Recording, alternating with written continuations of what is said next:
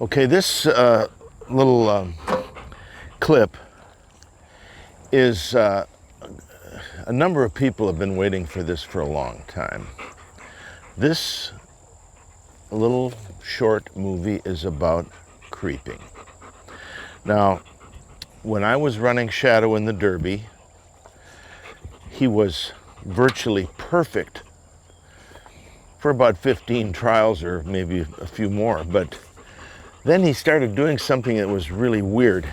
He wasn't creeping, but he'd stand up and just start walking, like almost in a trance, like he was stalking. Mostly creepers are very agitated and quick and everything. Shadow was very different. And I really wasn't calling it creeping. Didn't have a term for it because he'd stand up, he'd stare at he'd watch the first bird and get up and start moving towards the second bird. And it was like he was in a different world, a sort of a trance. And the long and the short of it is that I was in a position where every trial that I went to counted, because I was trying to get 100 Derby points, and which is not an easy thing to do. You can't skip trials.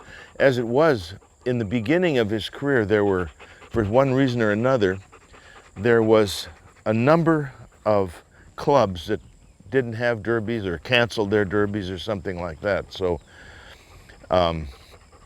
he hadn't gotten the opportunity to get off to a fast start, even though his level of training was very high at that time. So anyway, I tried to figure out, and then there was a break over Christmas, so I started trying to really see if I could get this solved. And so I asked a few people, and one of the people that was, frankly, the most helpful was a trainer that's here by the name of Clint Avant. He was super willing to talk about it. In fact, I went and trained with him on 2 or 3 different days. And but this was so different that I don't think most people really ever saw it before. So anyway, I worked as hard as I could on it, and in training it was apparently solved. But so I went out west in January to run a couple derbies out there, and when I got there, I noticed that because it was sort of the desert, you were either in the water or you were on dirt. So they always had something to stand on, so you weren't wallowing around in mud. And the first training day that I went, they had a big hay bale about that high that you were standing up on to get out of the mud. And I ran Shadow, and the first bird that went off, he stepped forward and fell off this hay bale, and I thought, now I see a way to work on this. So at the same time, I was training with a trainer by the name of Mike Taylor and his wife, Nikki Taylor. And I was watching Nikki, and I noticed her dogs were sitting up really tall and nice. And so I started asking her about it, and she described the way she was teaching her dogs to do that, to sit nice and tall and to sit up nice and not crouch and everything. So I thought, aha, this is...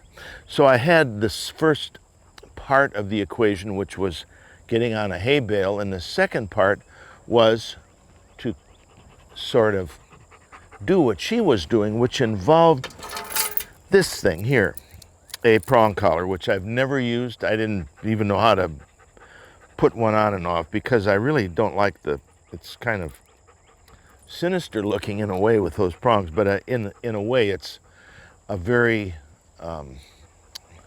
humane sort of way to to use on a dog. I mean, it's probably easier than a regular choke chain. So what I did in the end, taking some cues from Nikki Taylor, I changed my whole approach online. Normally I did not put my hand down, but I started to put my hand down. I then used the cue ready, and if Shadow even budged, I would take this, and I'll show you with, now this is not Shadow right here, this is the choir boy, Shadow's son. I can tell you that he is a duplicate of Shadow. If they're sitting side by side, you can't tell them apart. This guy is a smidgen taller, and his head is a smidgen wider. Otherwise, they're an exact duplicate. But I'm going to use him to show you what, come here, sit, sit.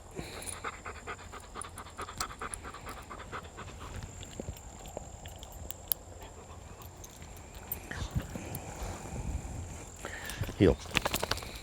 So what I would do, first of all, I'd be on a pallet, something off the ground. Second, I would have the prong collar.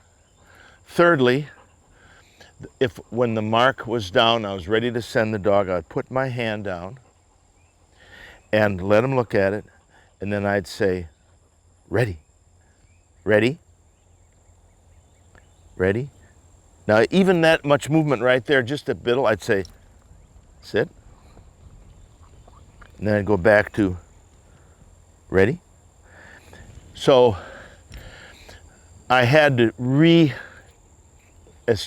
my whole strategy online, a whole new conditioning, a whole new process to, it's like starting over with all new words, all new everything. Before I would just say sit, watch the bird, I'd keep my hands to myself, and when he was ready to go, I'd say back, and that was it. And Shadow was the first dog in my history that had this movement online issue. So I was a little bit confused by it all, but now my procedure is, and if any of you have dogs that move online, you could try this. I've only experimented on one dog, so I'm not an expert on it, but it worked beautifully on Shadow, and that is to say, sit, you signal for the birds. When they're down, you let them look at it, you put your hand down, you let him wait till he thinks it's about time to be sent, then you say, ready, and if there's any movement, you lift up, say sit, go back to putting your hand down, say ready, and then wait. Sometimes I'll do it 2 or 3 times, say, ready, ready, ready, then say back. And that's what worked for Shadow. You can experiment with that, but it was like a miracle. So get off the ground on a pallet or a hay bale, use the prong collar, put your hand down, say ready. If there's any movement, you lift up. And if there's none, you maybe wait and say ready again. If there's still none, then you say back. And so I promised I was going to do a video on creeping, and that's it. That's a possible solution. Normally, if people say, you know, my dog's creeping, he's not, I always say, well, teach him to sit. Kind of a smarty pants attitude about it, because I never had an issue with it because I was so strict on teaching dogs to sit. I don't even let dogs move if I turn. They have to sit still. And they can turn their head all they want to look at birds, but their feet and body don't move. All of a sudden I have a whole different issue going on. And that solved the problem that I had. And if you have a severe creeping problem or a dog moving online, step one is to make every attempt to teach them to sit. Even the long sit, which is where you teach them sit and then you go hide and watch them for 10, 20, 30 minutes.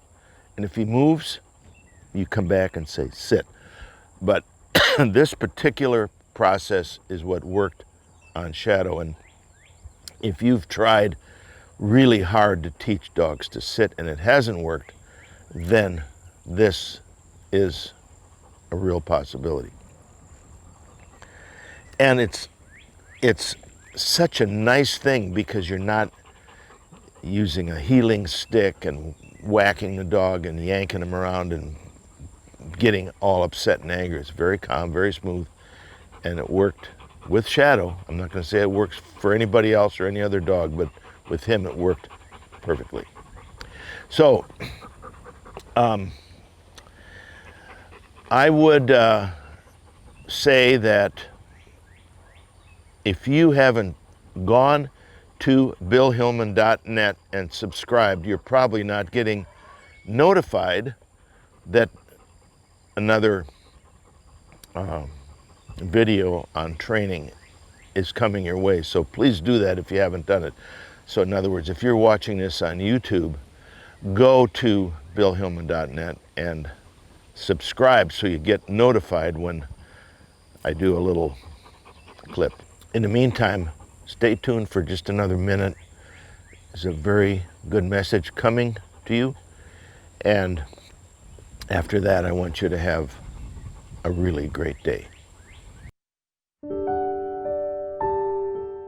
And then God said, "Let there be light."